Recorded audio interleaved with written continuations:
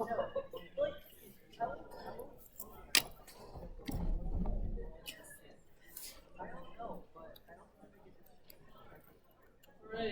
let's get started. So the glitch I had last time I did not fix, and the only way I know how to do it is in PDF, so I'll start in PDF to finish those, and then I'll switch back to PowerPoint because the display is a little bit better. So just to remind you where we were talking about how you could use and compare different classifiers, and that we're giving possibly probabilistic output, but in general arbitrary output, which we're also going to see in support vector missions this lecture. And so we showed how you could we defined true positive rate, false positive rate, and then showed that there's sort of an inherent trade-off between these, and how if you ordered your data and then stepped through at every possible threshold through the sort of scores of the points, you could trace out these ROC curves, right? A perfect classifier would be this point here, and then in general you have a trade-off curve, and the closer you are to the diagonal, which is a random classifier, then the worse you are. And so this is, I think, exactly where the slides were getting stuck. So the idea was, is it possible that there's, ignore this arrow, this is some glitch through PDF, I guess? Anyway, so the idea is it possible that you don't have this beautiful picture where one classifier just sort of strictly dominates another? And so in this case, you can see that the A curve kind of goes like this, and then the B curve goes here. So they're kind of intersecting, right? In this region, A is kind of doing better, and over here, B is kind of doing better, and we'll get to this line here in a moment, which doesn't correspond either to A or to B. So, but how do we pick a model? So the first thing we can do is we can rule out things that don't lie on the convex hull. So the convex hull is this outer envelope here, and so we'll explain why we can, very briefly I'll mention how you can operate here even though you don't have a model for there. I'll just allude to it. But the idea is that you would never pick any point that lies below these curves because you'll always do better if you're kind of closer to this part of the space, which is this convex hull. And so first we rule out some regions, and then the second thing we do is we decide where we want to operate. So in this case here, it doesn't matter like what, if I decide I'm going to be working with a false positive rate of 0.4 or 0.8 or 0.2, it doesn't matter. I'll always pick the same classifier, the one that sort of strictly dominates all the other ones. But now I need to actually start thinking about how am I going to deploy this model, and like maybe what is a reasonable false positive rate for me to operate at. And so, for example, if you aim to cover just 40% of true positives, so this is the true positive axis, 40%, then if you move out here, you hit A is on the convex hull. And in fact, A at 40% gets a false positive rate of roughly like 5%. So if you know for some reason that this is sort of where you want to be operating, and the way you would decide this is from some application, maybe in a hospital, whatever the domain is, you may have some idea about what's reasonable for you. And so you would, in this case, you would just go with the A classifier. And then if, on the other hand, you aim to cover 80% of true positives, which is a lot more, then you'd be up here, right? This 80% line, then you should pick the B because A is much worse there. And in that case, you would get a 60% false positive rate, whereas if you'd used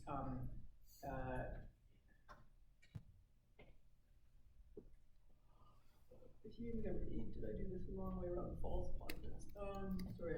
Aim to cover 40% positives. This, right? The B would be worse, and we aim to cover 80%. This, right? A would be out here. Sorry. Okay, that is the right way around. If you were instead to use A for that, you'd have a much higher rate of about 80%. So does that make sense? This is how, even if one of them doesn't completely dominate, you just pick one that suits the task at hand. And then I'm not going to go into this, but just so you know and you're aware, it turns out that you can actually achieve any point on this convex hull by combining the classifiers. And it turns out to actually be a pretty trivial way to combine them. You basically just sample from the B classifier some proportion of the time to make a decision, and the balance from the A. And to find out the precise balance, you can do a computation. You're not responsible for it, but if you're curious, there's a link here. I just wanted you to know that even if you don't have a classifier here, you can indeed operate there. Although, honestly, I've never heard of anybody doing that, but it's always in ROC sort of lecture notes. Okay, I think that's, yeah, well, no, we've got a bit more to go. So, the cursor shows, yeah, okay. So the other thing people do is that they sometimes integrate out the ROC curve to get the area under the ROC curve. And in this case, the bigger, the better. Because as you get closer and closer to this point, you're gonna get a bigger and bigger area. And so you can compute this in a fairly similar manner to how you actually just compute the ROC curve, because you're just, instead of each time tracing out a curve, you're basically computing an area under that curve. So of course, AUC 100% is like your golden, that's the best you can do, 50% is the worst you can do, and then you get things in between.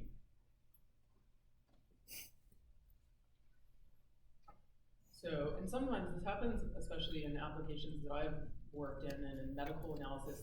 You may know that you're not interested in larger false positive rates, maybe for a clinical diagnosis, or you have like a lot of money you're gonna follow up. And in this case, you don't wanna actually compute the whole area under the curve because huge sections of it are kind of irrelevant to you. You don't care how different classifiers do out here, and you don't want it to enter into your summary figure. So instead you might think of some threshold, again, like driven by the problem at hand. You say, maybe I never wanna work when the false positive rate is greater than 25%, so you may only then integrate these and compare your classifiers just with this limited area.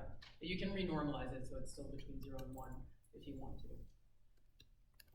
And so something that's kind of interesting about the AUC, so in fact, if you look up more statistical explanations of this, you'll see that the AUC of a classifier is actually equivalent to the probability that the classifier will rank a randomly chosen positive instance higher than a randomly chosen negative instance. So right, if in a perfect world, the positive instance would always be lower than the negative instance, and to the extent that that's not true, to the extent that there's a probability that that doesn't happen, then the worse your classifier is, and the worse the AUC is. And unfortunately, in PowerPoint, this is like a really awesome animation that shows this thing going and the ROC going in and out. Let me see if I can actually pull it up in a,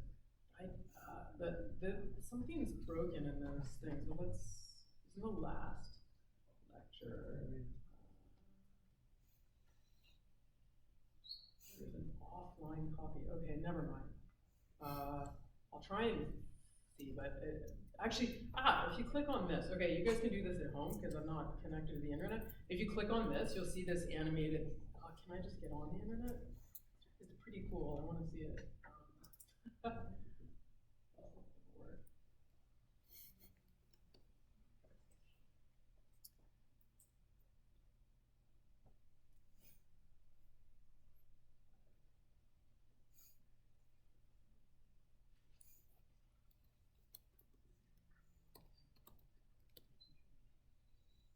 Okay, you get Homer Simpson dancing. What else? Somewhere there was.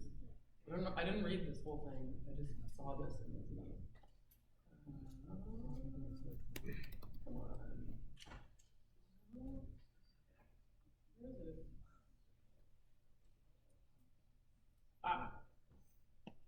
Somewhere coming up. Oh, there we go. No, is that the one? No, that's just tracing it out. This is the one. That's the one that's in there. So you can see basically that as the two distributions get further apart, then the classifier obviously will do better, right? It's easier to tell the distribution of the scores from the like positive and the negative classes the further apart they are. And this is as these move further apart, then the area under the curve gets higher and higher, and the ROC curve gets more extreme.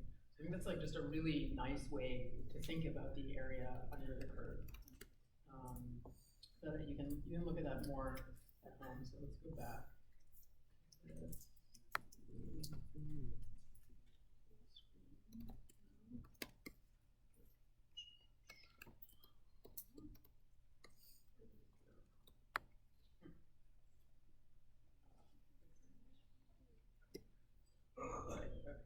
All right, so yeah, just follow that link. And so I mentioned, I didn't mention, but this sort of a side note is you can think of the AUC as what a statistician would call the non-parametric distance between the two distributions in the way I just showed you. And I just wanted to highlight here, this is very much a side note, the use of the word non-parametric. So as I wrote here, because I've seen, I work both in statistics and in machine learning, and people who only work with one and the other and then talk to the other side get super confused because they use this word in very different ways. So in statistics, when you say non-parametric, which is the way I just meant just now, you usually think of it as like a statistical test, and it refers to a test that's not based on like the absolute quantities, but actually on their ranks. You may, if you took like some statistics classes, you may have seen these rank-based tests and say, are these distributions different when I look only at their ranks? So it's non-parametric because you're not like looking at the exact kind of form of the numbers or the distribution they come from. And in contrast, in machine learning, when people say non-parametric, they typically refer to a model that's somehow kind of memorizing the training data in a way. And so an example of that is k-nearest neighbors, which we'll get to, I believe, next class.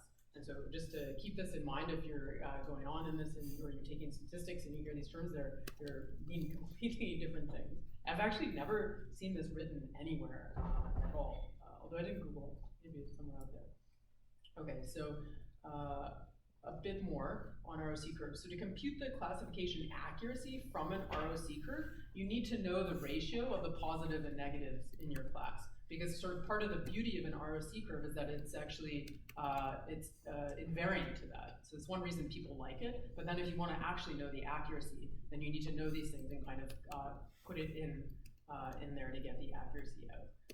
And so now you might also be asking, everything we did here was for binary classification. So could I do this for multi-class? And you can, but it's not very natural. It's a bit of a hack, just as often in classification going from binary to multi-class, other than logistic to softmax, which is very natural. Many cases you have to do something where you do like one against all the rest, and then you have to take turns doing that. So you're kind of pretending you have, if you have k classes, you're essentially pretending you have k different binary classification tasks, which is kind of a hack and not ideal. Okay, so I'm not going to go too much into this, but another thing people use are precision recall curves, which are a little bit different. And so they change one of the axes, and they flip one around and they add a new axis. So they add this thing called the precision, which is the fraction of the predicted positives that are actually true positives. So when you first hear these, and it's just on a slide, it's hard to like think about what these things mean, but I encourage you when you go home, like think about like, what does that mean in like some kind of instantiation of this, like in a clinic or something that makes sense. So, and then the recall, so the precision recall curve, but the recall is actually just the same thing as this sensitivity or the true positive rate. And so in a precision recall curve, we plot the precision against the recall instead of what we had for the ROC curve, which sometimes is written, right? Sometimes we talk about sensitivity versus specificity. Sometimes we talk about TPR versus TNR. These are the same thing.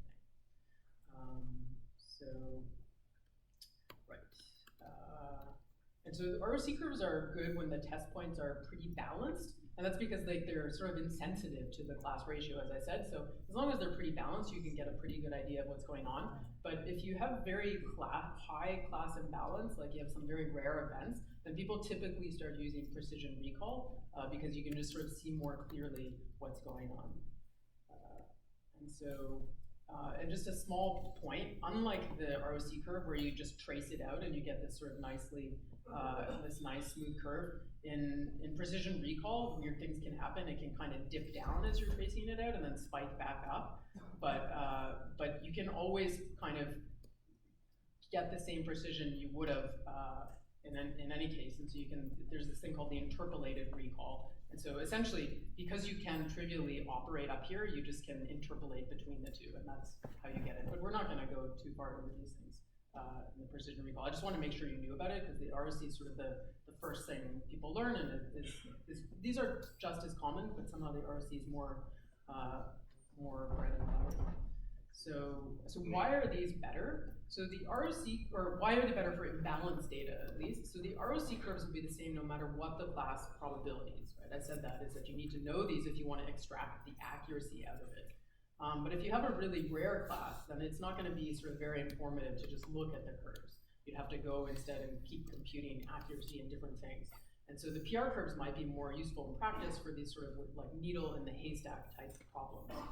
And you can get a sense of this just by looking at what some of these terms mean. So I gave these in terms of I had a confusion matrix, and I defined each of these things as like the number of this divided by the number of that. But if you sort of like tweak your brain a bit, you can think about it instead of as follows. So you can think of the precision as so y now is which?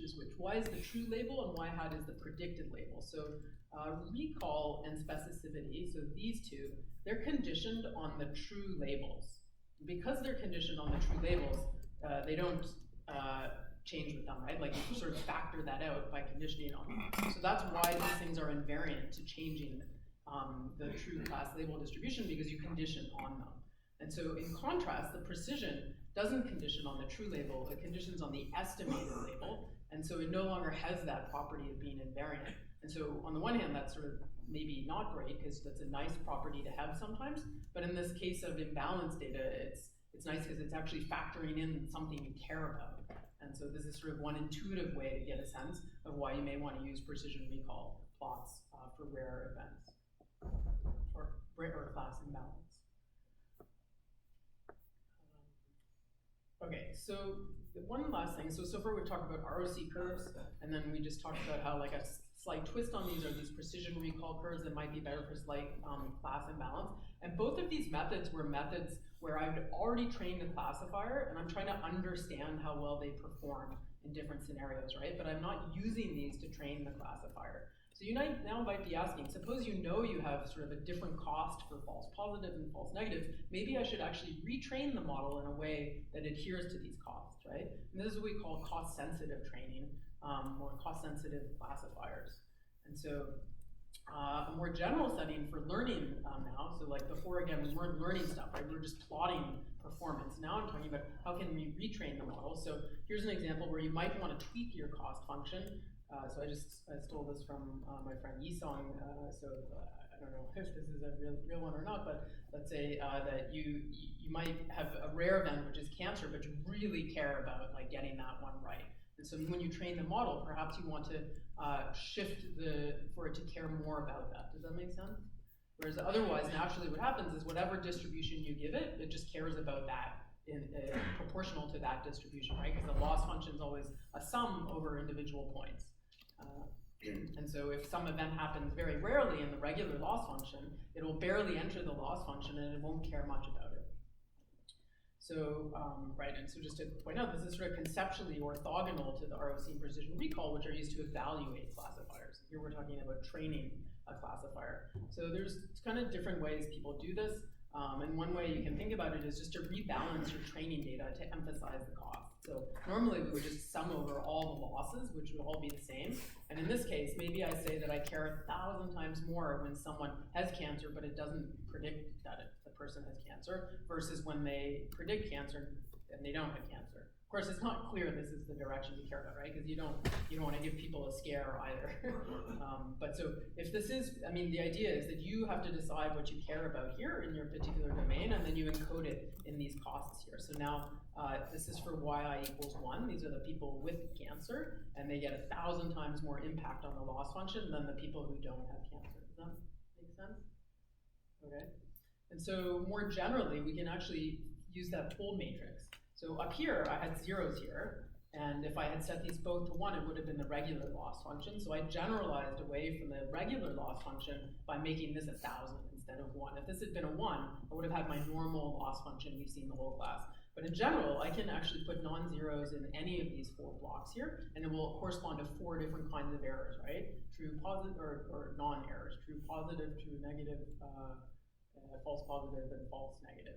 So now this is sort of a cost matrix for cost-sensitive learning that denotes the cost of predicting class I when the true class is J, right? So this is I and J, 0, 0, 0, 1, 1, 1, 1, 0. And the costs don't necessarily, we don't necessarily mean money, right? It could be some waste of time by making that wrong decision. It could be severity of an illness, however you define it's costly to you. It might also be money in some settings. And so now what you do is you basically just, I'm going to generalize a bit more from the example I showed before, where I just I increased one class with 1,000. Now what I do is I just do that more generally, is I weight each, or I assign a cost to each possibility, right? So for j equals 0 and 1, I just now take the loss for that point and multiply it by the corresponding cost. And so this is the most general way to do cost-sensitive learning.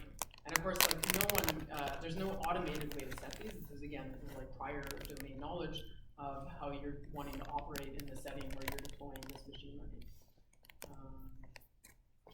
And so, right, as I said, usually what we would have is that the two ways to make errors, which is when the labels don't match, either because it's truly a 1 but you called it 0, or it's truly 0 and you called it 1. If we make both of those to 1, and we make the two that are correct decisions as no cost, then we get the regular loss, right? Which is just the loss of like this.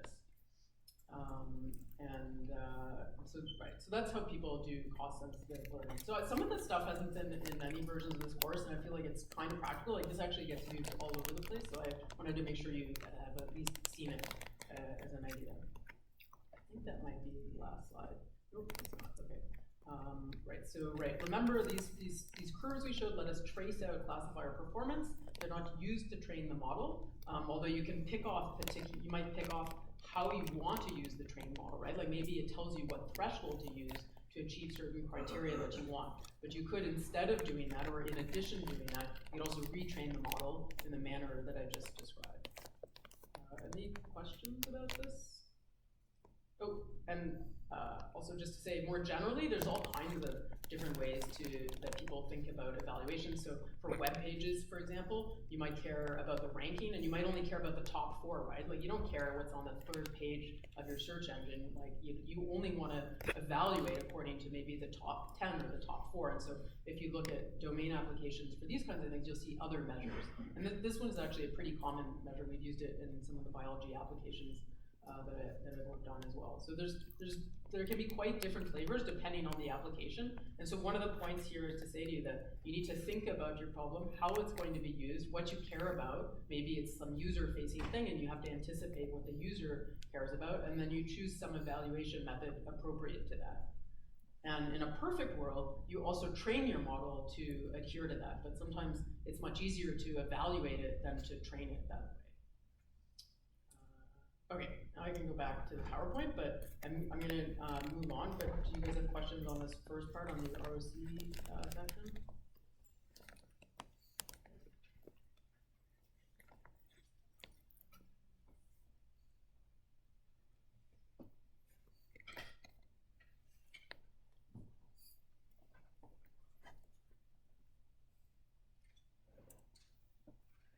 Okay, so I'm going to talk now about how we can think about some of the loss functions we've been looking at and think about some other ones. And then that's going to lead us naturally into a discussion of support vector machines, in which we'll go into all the detail possible.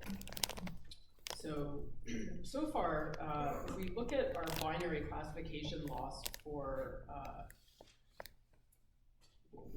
one way to look at it was we just want to take the sign of W transpose times X, right?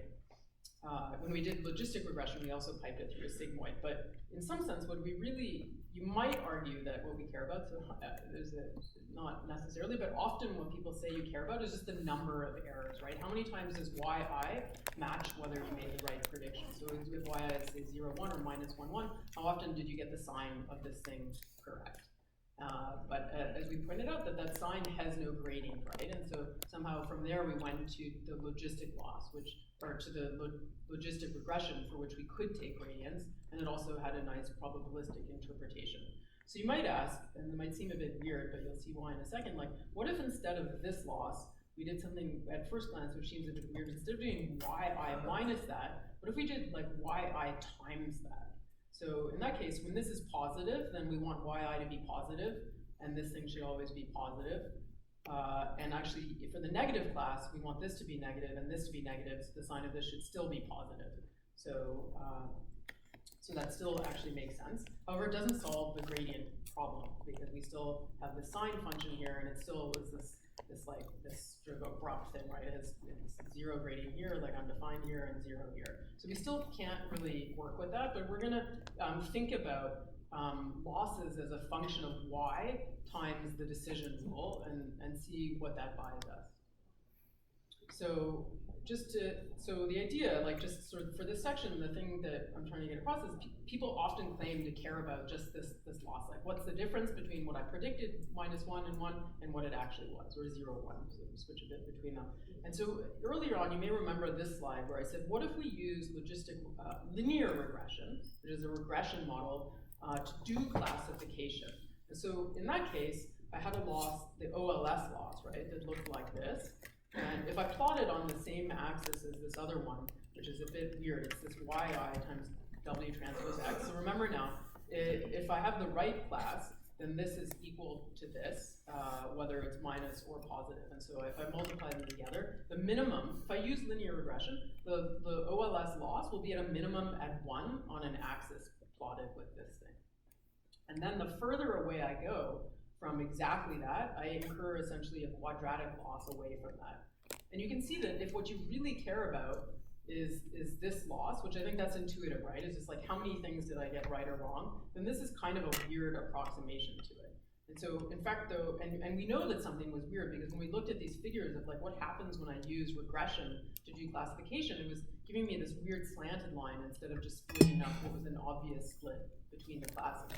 And so you can probably see why that is here, right? So this whole side here, if I get if I get wx greater than yi, that's basically this whole side of the plane here. And so it shouldn't get an error, it's a correct decision. But because it's regression, it's sort of penalizing me as soon as I walk away from that. And so I'm incurring a penalty where I shouldn't be incurring a penalty, right? The green, which is sort of our real loss we care about, is just 0 there. So that's one way to see how using ordinary least squares to do classification can mess you up. So let's go back though and look at logistic regression and see what kind of a loss logistic regression gives us in terms of wx, which is how this is, the reason we're doing this way is sort of how people talk about different loss functions. They plot it in this space because it's convenient. So that's why we're kind of moving everything to this slightly weird axis if you haven't seen it before.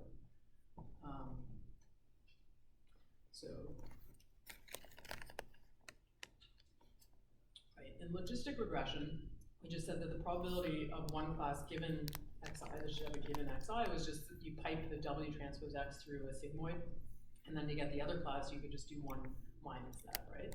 And we said that the maximum likelihood loss was the same as the cross entropy loss, and we could write it out in this way, where you basically, if yi, this is for y equals 1 and 0, right? So if y is 1, you pick up this term, and if y is 0, you pick up this term. You never pick up both terms, depending on which one.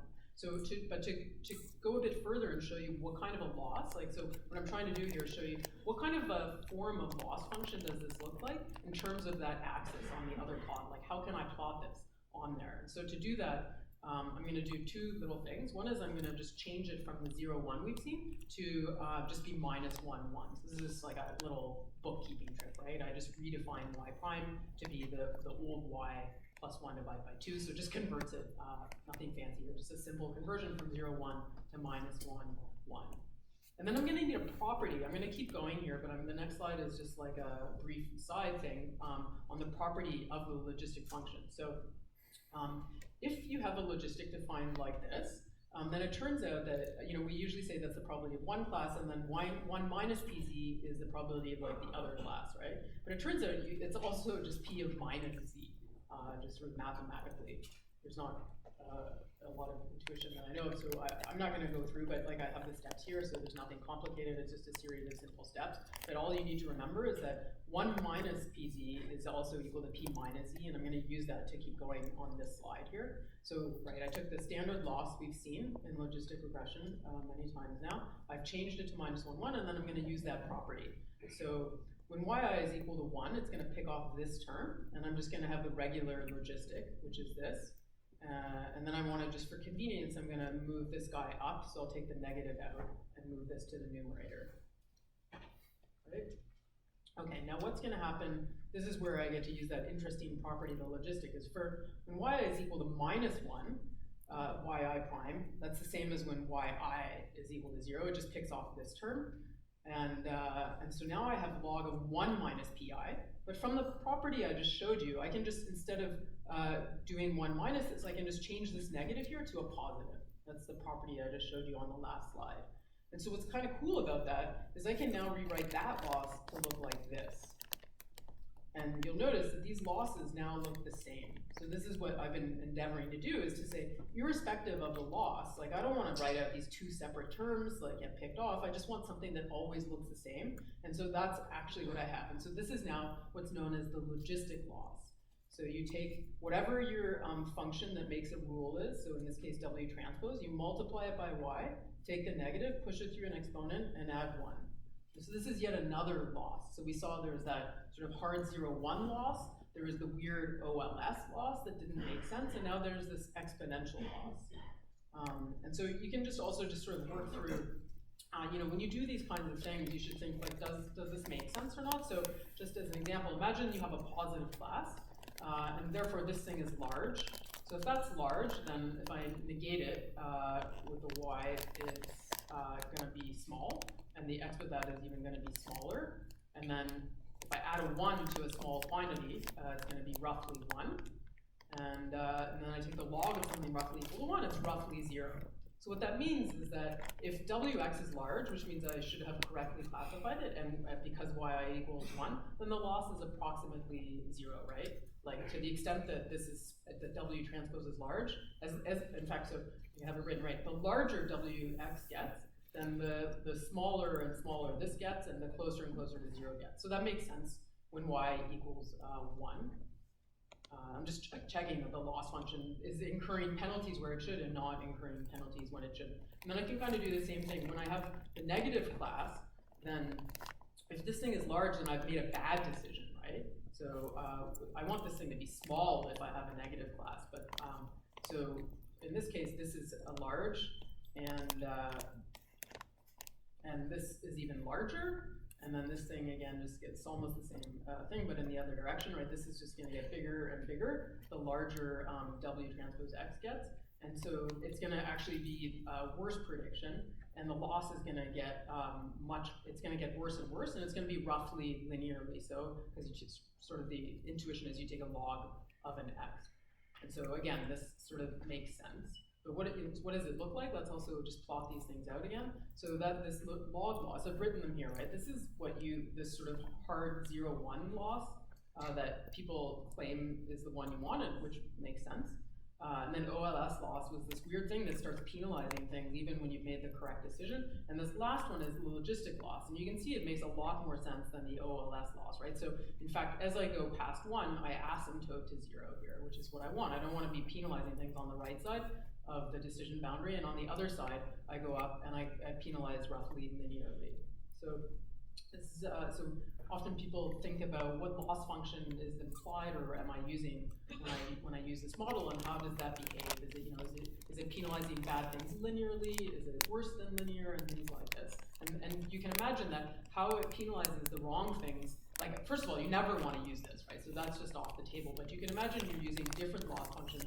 And some of them are linear here, and some of them are not, or go up more steeply. And depending on that, then your algorithm will be more or less sensitive to outliers. And so that's why it's sometimes important to think about those things. So this also gives you what sometimes people call an alternative viewpoint on logistic regression, which is that it's another way to approximate this loss you wish you had. Personally, I don't like that explanation a lot, but this is very common in the literature, and so you should know it. So we call all these things are surrogate losses for the green loss. The green loss is not differentiable, and so we use surrogates to it that are differentiable and that we can use. I guess I like the other version because I believe a lot in probabilistic models, so I prefer not to think of it as a surrogate to this, but as a proper probabilistic model. Okay. So could we use, so far we have these 3 losses, the sort of 0, 1 loss, the OLS loss, the logistic loss. Could we use a ReLU loss? So when we were talking about classification, we pondered sort of, before we got to the sigmoid, I said, could we use a ReLU instead of a sigmoid for the model? And we discarded it because for classification, we wanted things that would give sort of discrete values or at least probabilities. And the ReLU just goes off to infinity. And so we said, no, this is not appropriate for classification for the model. But the question is, could you use it for the loss function? And so it turns out that you can, and that it does make sense. And so, in fact, when you use a ReLU for the loss, it's called the hinge loss. So it looks like this, although usually it gets flipped. Does it get flipped around? I guess it depends which way you do it. So, and it's written here, hingeless, right? That's just basically a ReLU, except what I put here, because it's 0 and some value, but now I have the decision function, like Wx, times y, and then 1 minus it. So, right, and this is yet another surrogate loss for the 0, 1 function.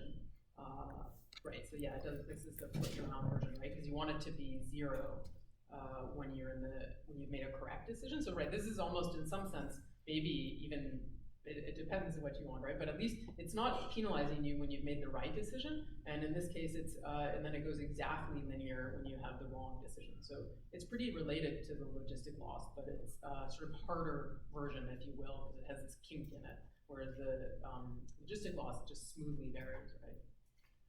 Okay, so this is what brings us to support vector machines, which use the hinge loss. But are there any questions on the different losses right now? Exponential. The logistic we made from a sigmoid, that's right. The logistic model we made from a sigmoid, but the loss function we use like a binomial probability, right? Binomial likelihood, yeah.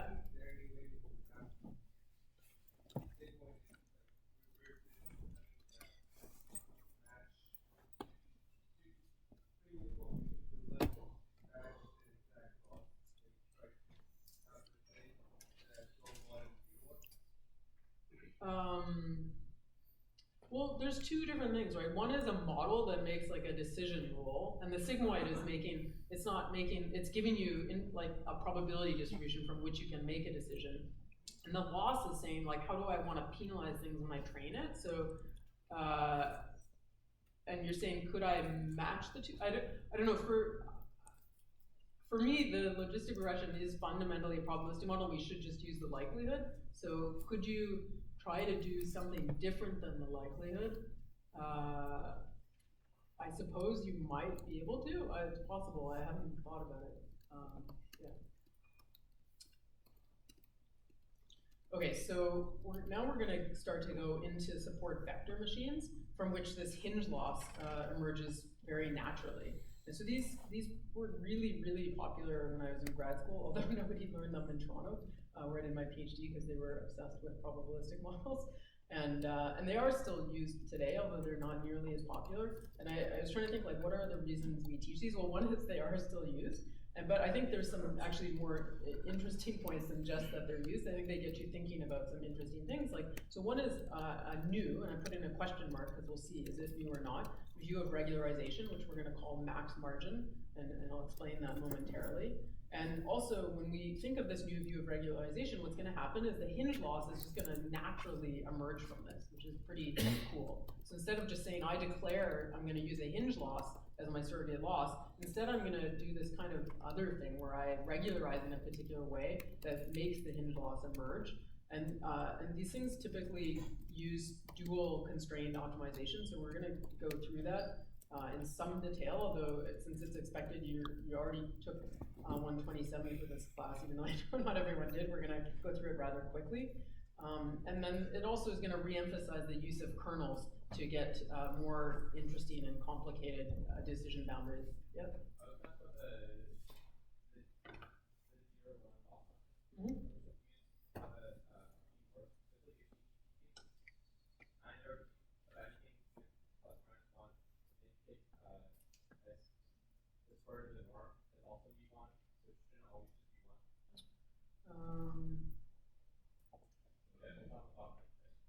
It is on the bottom right.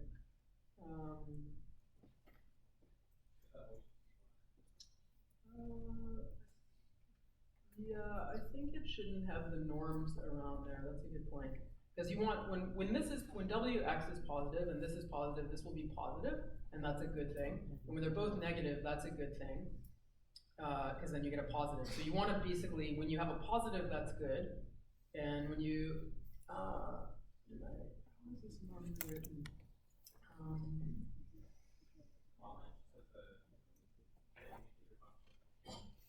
Yeah, I'll go rewrite that. It should just be, what it should amount to is this green curve here, and I'm not sure why I ended up writing it this way. So yeah, it should just be, when y and w transpose x have the same sign, then that's, you have a correct classification. When you don't, then you should incur a loss. So yeah, thank you. Let me clean that up before I post it.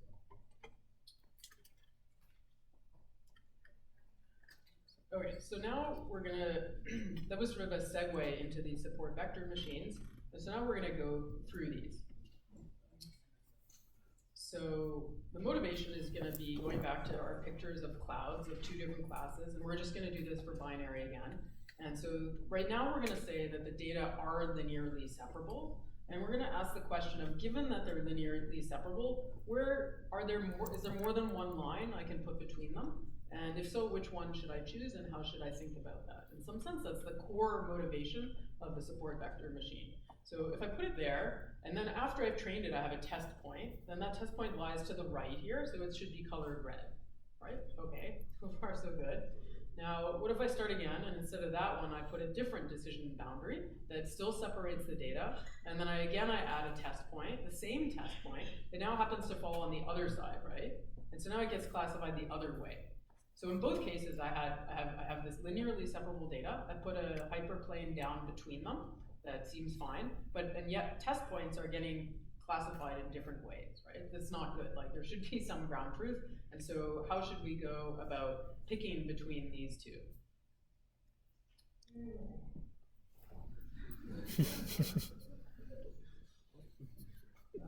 Yeah. All right, so we can think about, in some sense, the margin of a linear decision boundary is somehow like the amount of buffer we have around the decision hyperplane before we touch another point. And this is this idea of a margin. It's this sort of buffer of how, even though we've separated the data, I kind of want to stay away from the data as much as I can. And so in this case, it had like, so going back, this has like kind of this width of a margin. And if I go back to the first one, it has a smaller one. And you can imagine intuitively that we want that sort of margin, the width of this buffer zone, to be as big as possible. Because what that means is we've sort of somehow pushed this points away equally from either side. And so, in fact, the biggest margin here will be this one. And so this the intuition of the SVM is that I want to pick this decision boundary that has the biggest margin, such that things are furthest away from it. And the idea is that then it's going to generalize best to unseen data, rather than again, like if I put a line, imagine just where this one is, but I mean, it doesn't make a lot of sense. Is the intuition clear? Any questions on the intuition? Mm-hmm. Ah, the cursor is lost, thank you. All right. And so in the notes, it's a little bit weird because they call the margin this thing m, which is half of this, but usually the variable people use for the margin is a gamma, and they usually refer to this as a margin, but if you go look at the class notes, they talk about half of this being m, and they'll call that the margin, so just try not to get too confused. And so when I put this plane down, then because it's the largest margin, it means that I must be touching points, right? Once I go out by the amount of that margin on both sides, because if I didn't, then I could just make a larger margin. So because it's the largest margin, I have to be touching points, and these points are what are going to be called the support vectors. So in some sense, the decision boundary is only dictated by the support vectors, right? Like I could keep putting points out here, I could keep putting points out here, and it wouldn't change the decision boundary according to the intuition I've just given.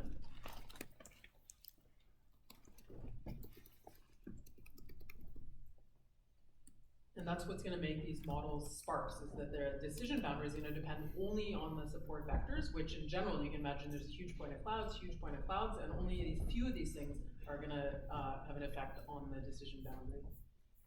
Okay, so let's slowly work our way through how we can achieve that. So first thing we're going to need to do is think about how can we compute a margin exactly.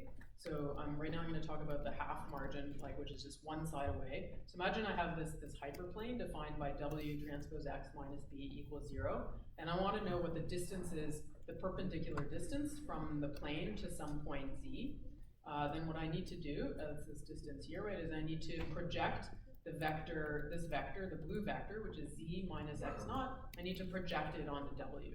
So the definition of that is I take the inner product, and then because W may not have norm 1, I have to normalize by the norm of that, right? So this is the standard definition of projection. And then what I can do is I just expand this out, right? So WZ goes here, WX naught goes here. But what I know is that x naught lies on the hyperplane. So because it lies on the hyperplane, we know that w transpose x naught minus b equals 0, which means w naught that this thing itself equals b.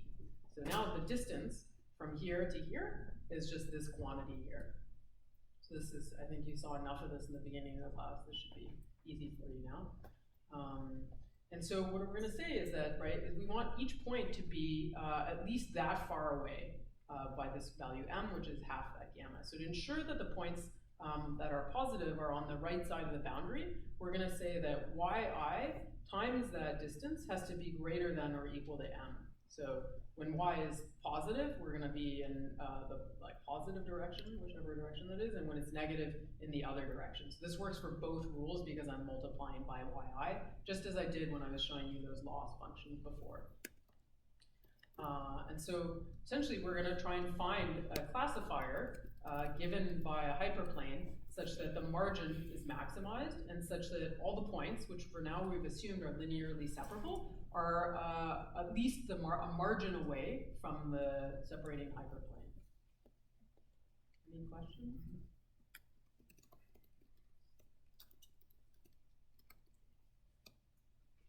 Okay, so what I want to do, just to put that all together, is I want to maximize this thing called the margin or the half margin. And what I want to make sure, though, is that I'm actually getting a classifier out of it. So I need the points to satisfy this inequality here. And I want the margin to be positive, otherwise this whole thing doesn't make sense. So this is what we call the hard SVM. So you hear hard and soft SVM. Hard refers to the fact that the data have to be linearly separable. Like it's a hard and fast rule, and if not, this whole thing will fall apart. But then once you understand the hard SVM, we're going to move to the soft SVM and say, how can we use these ideas when the data are not linearly separable? But let's just start in this case of the hard SVM where the data are linearly separable. Okay, so this is essentially now we've got our loss and some constraints. It's a bit different from what you usually see though, right? It's a little bit weird, but it's fine. Right, and again, just to emphasize that if I maximize the margin, it implies that there's at least one positive point and one negative point that are lying exactly a distance m away. And those are the support vectors. If that weren't true, then I would just push the margin out until it were true. That's why it's true. Okay. And so the other thing that can be a little bit confusing with SVMs is there's an extra degree of freedom that we haven't talked about. So I talked about a hyperplane and a distance to this hyperplane. But because there's this, like the hyperplane is defined by 0, I can just multiply both sides by any constant c, and I get the same hyperplane, right? Just a different w and a different v. So there's some sort of arbitrary degree of freedom here that we don't care about. And so you can set it to anything you want. And for convenience, we're going to set it equal to 1 over m. But it could be anything. So we're going to lock it down, and then that's going to make things simplify. Okay, so this is what I said the formulation was here. And in these slides, what I've tried to do is like take something from the last slide. I want you to still be able to see it, but I kind of grayed it out to say like that's from the last slide. So you should focus on these other things. So take that formulation, and then without loss of generality, I have this degree of freedom I pin down, and I say that the norm of w is 1 over m. Yeah, okay, good. And then I can just rearrange that and say m is equal to 1 over w squared. So I can change this problem. I replace m with 1 over w, the norm of w, and then the constraint stays the same. And so I have just now changed the problem slightly, and I got rid of m by pinning down that degree of freedom. And then usually what people do is they change the maximization to a minimization. And to do that, you just take the reciprocal. And also people develop this in different ways. So the standard way ends up with a half here, but these things are kind of arbitrary, right? Obviously, whether I put the half here or not, it's the same optimization problem. So now what I have is I have this formulation that says, find me a classifier where each point has to be at least m away, except I've got rid of the m because of that thing. So in fact, when you plug that in, what ends up happening is you say that every point has to be, this dot product has to be greater than or equal to 1. And that's not exactly the distance anymore. And I want to now minimize the norm of w. So this is now sort of the optimization problem I have to solve if I want to get a model, if I want to solve the parameters of my SVM. I need to find w, and I need to find v. Is that clear? The idea is to slow, it's gonna slowly, it's a bit disorienting because it's a long story, but the idea is we're trying to maximize the margin with a hyperplane decision boundary, and we want all the points to be as far away as possible, and they have to be at least as far as this thing called the margin. And then I have this degree of freedom, I plug it in, and now I end up with this problem here. I minimize the norm of the normal vector to the hyperplane subject to this. And that one, again, emerges just from making this decision here. Okay, it turns out that this is what's called a classic quadratic program. And so I think I might have just taken this from Wikipedia or something. A quadratic program is an optimization where you have a function that has like a quadratic term and possibly a linear term, and it's subject to constraints, which can have this form. And this is like a really well-known problem. This is not an optimization class, so we're not going to talk about how you solve these, but the point is that these are sort of, there's many packages to solve these. And so in this lecture, once we reduce things to a quadratic program, we're going to assume we just make a call to a quadratic programming solver. And if you want to learn more about that, and you haven't already, then you should take EE 127. Okay, so somehow we're kind of done with the simple case of the hard SVM, but not entirely. So we're going to do a couple more things, and let's see what happens next. Right. Okay. So we're gonna. You may recall that in ridge regression, you also learned about kernel ridge regression, right? So there were these two ways to do ridge regression, and in one case you had everything looking like inner products of X, and because of that, and that was sort of this. I don't know if they referred to it as a dual formulation, but you could drop in the kernel instead of the x's. And so that emerged from writing ridge regression in a different way. But it turns out that that general kind of idea you can do in a more programmatic or systematic way using constrained optimization and Lagrangians. And so this is actually what people do for SVMs, is they apply techniques from constrained optimization using duality and Lagrangians that we'll go through. And from that, what's gonna emerge are, again, these nice inner products between X and X that will allow us to put in a kernel if we want. And also, you may recall that even if you don't want to use a kernel, then the time complexity was different. So when you kernelize things, you have a dependence on the number of data points, and when you don't, you have a dependence on the number of features. And so depending which of those regimes you're in, you may want to use one or the other for efficiency. And so SVMs, people almost always are going to use a kernel because they're otherwise not very useful. And so typically you have to do this dual formulation we're going to go through because there's no way to kernelize this particular form of the problem. So right now, it's easy to get lost in all the moving parts here, introduced like this simplest SVM, which is like the data are linearly separable, there's this idea of a margin, and then we just wrote down a problem. And now what we're going to do is we're going to talk about the dual of this problem, and then we're going to talk about how to relax the constraint of linear separability to allow for data that might actually have on hand which are not linearly separable, and how all of this is going to work then, because this will fall apart then. Okay, so before we do that, I'm going to give this very quick kind of, this is supposed to be a refresher, so that's why this isn't sort of like a whole lecture on this. You have a question? You're just stretching, okay. Does everyone want to stretch? Yeah, all right, let's take a minute stretch break. Good idea. No, if you get out a beer, do we all get a beer?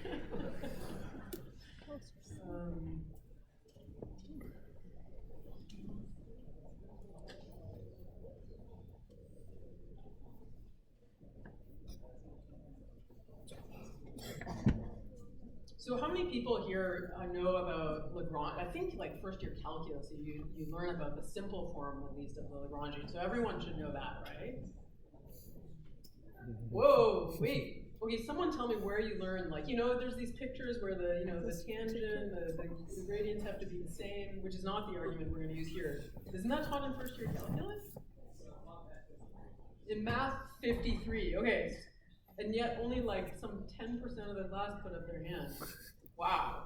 Oh my God. So I was assuming you knew that, and then I was going to do that a bit like more sophisticated, but quickly. Okay, well, 127 and that other thing are prerequisites. So I'll try to give you as much as I can quickly about the intuition here, but the notes actually, I think, explain this very well. So even if you haven't seen it, if you're willing to be patient and spend time and read, I think you'll understand it. Part of it is understanding how it works, and part of it is a recipe. And often people just remember the recipe, but it's good to understand it. Okay, so what is this stuff? So the idea in constraint optimization, and as you can see, it's relevant because we had a constrained optimization problem right now. It happened to look like a quadratic program, but we're going to manipulate it using these techniques to get us to something else. So I have this function, which is a general setting, and it's subject to some constraints. There's these inequality constraints and these equality constraints, and there may be many of them. So m of these, n of these, and we're not going to make any assumptions on the form of these functions at the moment. Although at some point we're going to assume convexity of the problem to help us. Okay, so this is kind of nasty, right? We're just used to optimizing an objective function, and now someone's throwing in constraints. And so the strategy here is to say, how can I somehow make this problem look like a problem without any constraints, and yet still have it solve my problem? Like in some sense, that's the summary of what we're trying to do in this interlude about constraint optimization. So one thing we can do is we can just do this sleight of hand that kind of looks ridiculous, but it's going to slowly get us to where we want to be, is we can rewrite the loss. Instead of the loss just being f of x and having some constraints, we're going to take away all the constraints, and we're going to put them in the loss, which at first glance doesn't seem helpful, right? And what I'm going to do is I'm just going to say my new loss is equal to the original loss when the constraints are satisfied, and if they're not satisfied, then it's going to be equal to infinity. So you can see this is going to yield the same optimization problem, right? Because I'm never going to hit this infinite branch because I'm trying to optimize, which means I'm going to have to go here, which means I'm going to have to satisfy these. But it's not super helpful at the moment, so let's try and make headway. But just to point out is that we're going to do sort of a bunch of these sleight of hands to get to the goal we want to have. Okay, so right, so this is in grayed out here. This is what I just had on the last slide, is I made the loss function look really complex. So, but that's not super useful. So now we're going to try and simplify it further. And this is somehow the key intuition of the Lagrangian. Whereas in math, I don't know how they teach it in math 53. Do they teach you strong and weak duality? No, okay. And I don't think I learned it this way until much later. But so what you're going to do is first we're going to deal. There's two kinds of constraints. There's the inequality constraints and there's the equality constraints. I'm just going to deal with one of them now, and then I'll deal with the other one afterwards. So now the idea is I'm going to augment my minimization problem by, instead of just minimizing over the variables I care about, which we call primal variables, I'm going to instead minimize a more complicated thing, which is the maximum of a different loss.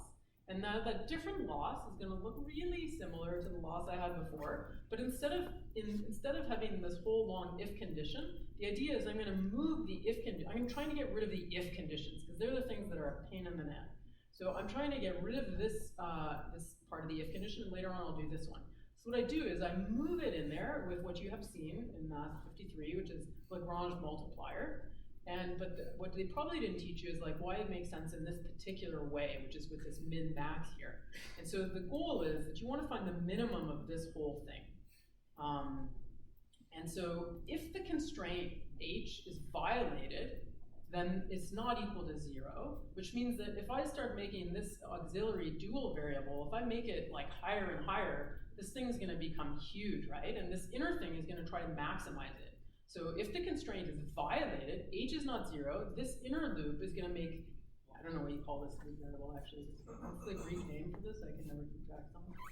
New. Is that new? All right, new. Seriously? I thought new was something else. All right, new. It's going to make this term really high, right? So basically, that's not going to achieve the minimization we want. The only way we can achieve the minimization we want, given that there's an inner max, is to satisfy these constraints. So did you learn this in Math 53? No, okay, I think this usually comes later. So it's, and in effect what's going on is you're slowly creating like a lower bound on the loss.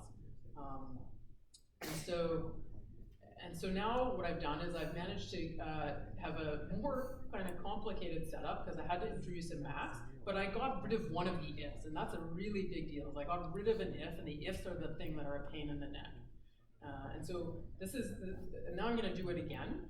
Now I already got rid of this guy, so now I'm going to do it for this guy, and I'm also going to pull it in the same way. The argument is very similar, except that when I have an inequality constraint, I'll let you think about it at home, but for the kind of intuition I just described to you, is it has to now, that variable, this new dual variable for the inequality constraints has to also be positive in order for this kind of game to work.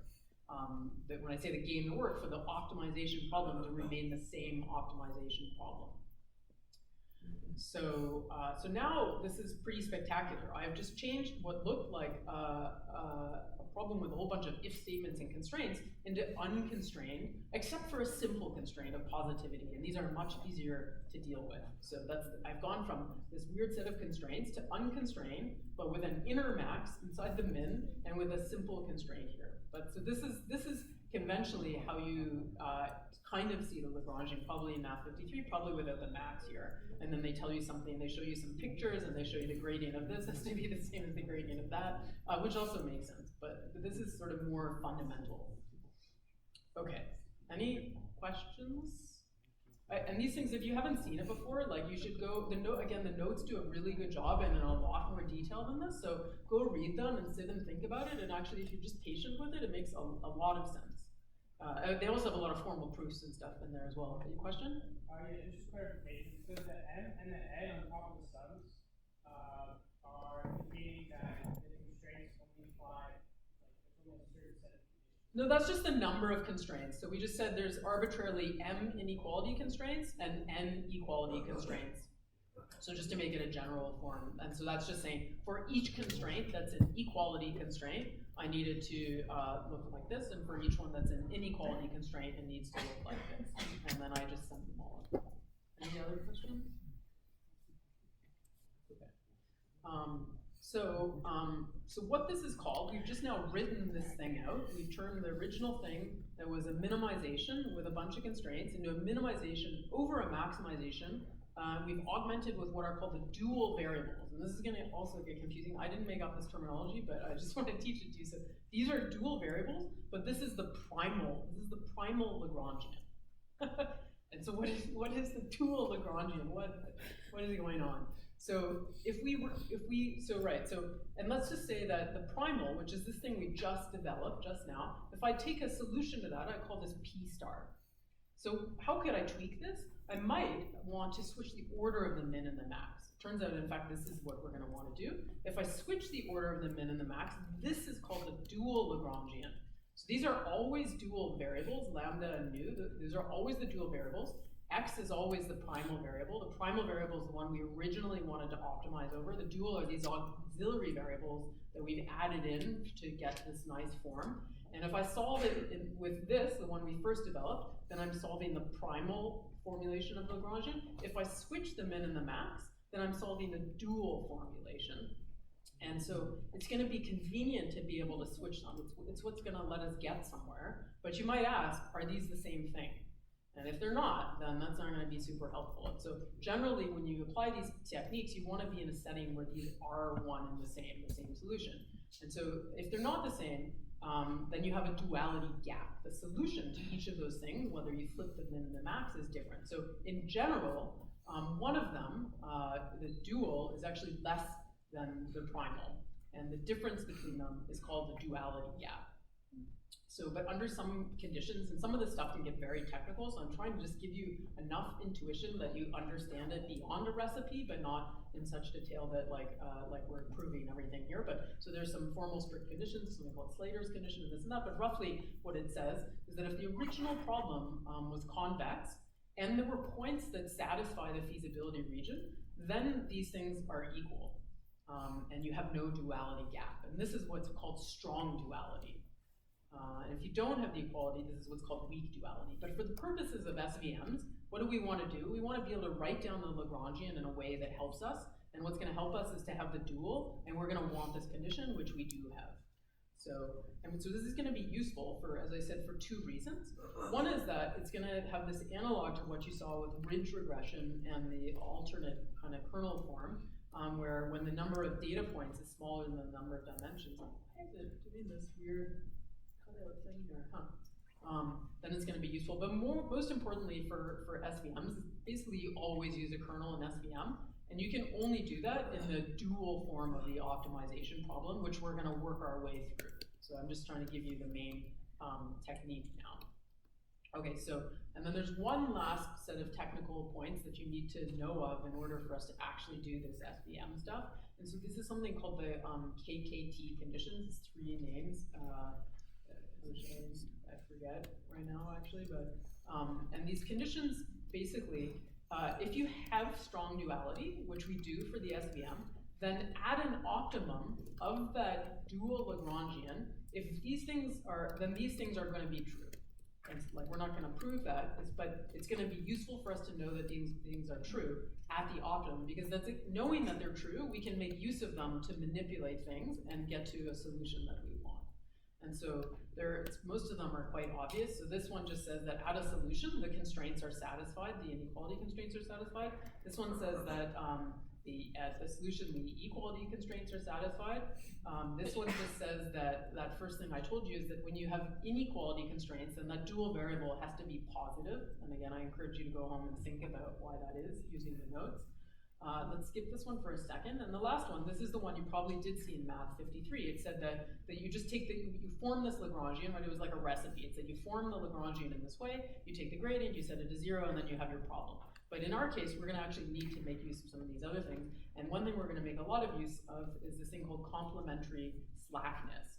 And what this says is that basically, if f of x is not equal to 0, then lambda has to be equal to 0. One of these two things has to be 0. And the intuition here is about whether, so f of x is one of the inequality constraints. So it can be satisfied as long as you're sort of on the right half of like a half space, like, right? And so the idea is that if you're anywhere inside that space, the constraint is not active because you're not trying to push out. But when you're at the edge of that space of the inequality constraints, then that's what we call the constraint is active because it's trying to go outside, but it's not allowed to because it's not like an allowed region. And this here is getting at basically whether the constraint is active or not. So if the constraint is active, then the inequality becomes an equality and this is 0, in which case you don't need lambda I to be 0. So I'm just kind of talking you through this. I'm not assuming that this brief conversation is going to get you to understand, but let's just say roughly this has to do with whether inequality constraints are active or not, and we're going to make use of its form in a bit to understand the support vector machine. Okay, so where are we? So let's go back. There was a whole sort of interlude of like, let's remember all the stuff that you learned in EE 127, except maybe when you go take EE 127, you'll know it a little bit from this class, since many of you didn't. But so where were we? We started with this thing, again, that we said it has to be linearly separable. We said it's a quadratic program and you can just apply some normal software. But instead of that, we can do this thing I just described, which was to use the Lagrangian and get an alternate formulation. So let's take this problem and apply the procedure I just described to create a Lagrangian. And so, right, so basically I keep this term here, and now all I have are inequality constraints. So I add them in here with the condition that all these alpha i's, I now have a dual variable alpha I, have to be positive. Okay, so I take that Lagrangian, and then don't freak out, there's like a lot here, and the point of the slide is not to go through it in steps, because we're going to do that after. The point is that I could take this Lagrangian, and through a series of steps I'm not showing here, I can rework this problem here, through the Lagrangian, through a series of steps, to get to a different problem that looks like this, which is an optimization problem just over this dual variable. And it also has this form of inner products of x's. And this is the form that's going to let us get to the kernel version of SVM. And it has these simple constraints. Turns out it's also a classic quadratic program. And I can also solve this by making a call to this software. But as I said here, I know this is like just trying to introduce you to the idea of why we would do this and why we're using the Lagrangian. But in fact, what I want to do before going through all these gory details here is actually take you to the sort of real SVM in which you don't have to have linearly separable data. And then I'm going to take you through step by step how you would do this in that setting. Any questions? It's all clear, you get all codes it out, right? Okay. So imagine we have applied this. So we've formulated the hard margin SVM, and we've got this optimization problem. It tells us the value of alpha. You might say, okay, well, I've called the quadratic programming program, it's given me alpha, like, what's my model? How do I use my model? What's going on? Okay, so let me just tell you that. So once alpha is found, we recover W by this, and that's gonna emerge from some of those steps that I've skipped, but that you will see with the soft margin SVM. It's gonna turn out that it's a linear combination of the data points. And then to recover B, and that's gonna come from the stationarity conditions of the KKT condition by basically setting a derivative to 0, and you get this out, but we'll get there. And you can similarly, you actually cannot similarly do that for the intercept. Instead, you're gonna have to use another argument, and we'll get there, but you're gonna end up setting, so first you find alpha, then you use some conditions to set W, and then you use some other conditions to set B, and then once you've done, you have W, you have B, then you make your decision function like this, which is really W transpose X plus B. It's just that this is a thing that's maximizing the margin in the way we set up. Okay, so this is, again, I'm not giving you all the details here, just trying to preload some of the ideas into your head. Okay, but so just to recapture here, for the hard SVM, and this will be true similarly for the soft SVM, there is a primal and a dual version of the optimization problem. The primal one was the one that I got to in 2 slides, right? That one was really easy. It said, there's this margin, I want to maximize it, gonna pin down a degree of freedom. Once I do that, this is what the optimization problem looks like. Then I went through this whole E127 kind of stuff and said, I could do it another way that looks like this, and that's gonna be good again for when n is less than d, or if I want to kernelize it because of these x's here. And so again, these are the 2 reasons you might want to do it. Okay, so now we don't have a lot of time, so I'm gonna just start in on this, and maybe we can finish in 8 minutes, but I'm not sure. So now the idea is that no real data sets are typically linearly separable. That would be pretty unlikely that you're in a space where they're linearly separable. So, and you could try playing around with different kernels, right? Because as I use different kernels, I'm changing the space in which they have to be linear. But even then, it's likely that you're not going to end up with linearly separable data. And so it's going to look something like this, right?